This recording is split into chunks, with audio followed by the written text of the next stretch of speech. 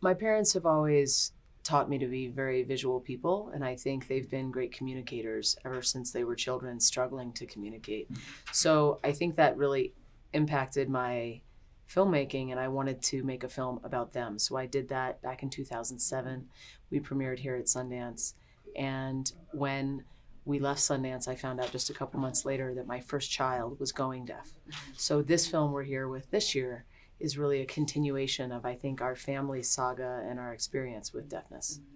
My parents have always been filmmakers themselves, and they documented us obsessively growing up. So it was very easy for them to just let me in. Jonas, I think I caught him just at the right time. I made the film when he was 11 years old, and he wasn't yet bursting into his teenagehood. And so now we're here at Sundance, and he's a great kid, but I don't think he'd let me make the film about him now.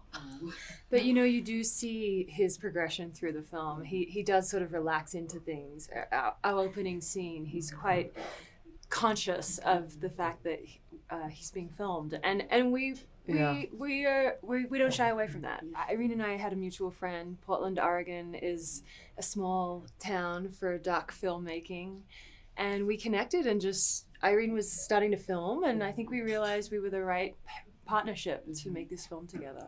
We're a field team. So I run the camera, she runs sound. And so it's a very intimate environment. We don't have to have a lot of other people in the room. When we did have another person in the room, that was our DP, Nick Midwig, who really helped create the look for the film and was there with us for some of the shooting, but not all of it. I love working with editors and DPs, but some of my projects I end up editing myself or shooting myself. And I think it really depends on the intimacy that's required for a film. It also just sometimes depends on the resources and the financing, frankly.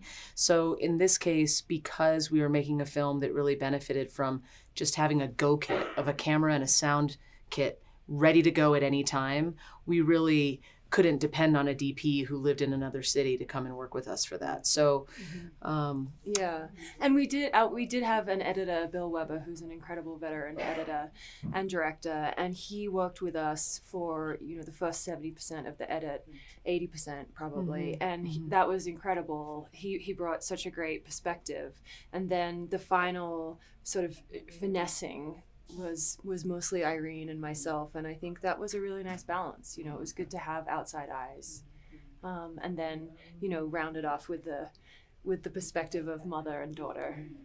One of the things that Beethoven taught me through reading his letters is that he made the music he did not in spite of his deafness, but because of his deafness. I think this torturous period he went through as a very famous musician losing his hearing, he really risked losing his confidence. And instead, he used the deafness to just shut out the world and really tune into his own voice.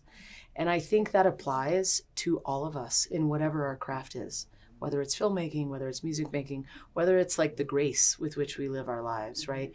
I think at some point we just have to shut out the noise and listen to what we want and what we need for ourselves. And so I think it's sort of, the film, I hope, is a little bit of a siren call to artists everywhere about listening to their own voice and finding their voice.